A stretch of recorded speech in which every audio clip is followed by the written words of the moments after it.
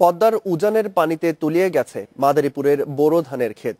নষ্ট হয়েছে 1000 হেক্টর জমির ধান। এতে ক্ষতিগ্রস্ত হয়েছেন 500-রও বেশি কৃষক। ধান গাছ নষ্ট হয় গবাদি পশুর খাদ্য সংকটেরও আশঙ্কা করছেন কৃষকেরা। দ্রুত সরকারি সহায়তা চেয়েছেন তারা।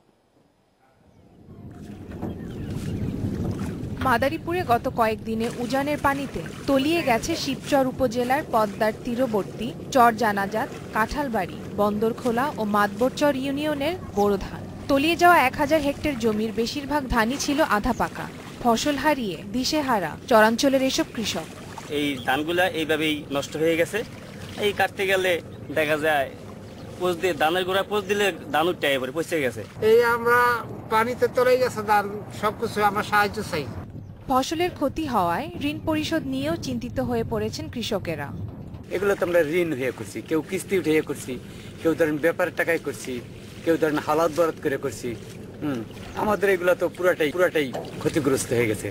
কৃষকদের অভিযোগ, স্থানীয় কৃষি বিভাগ থেকে সহযোগিতা পায়নি তারা।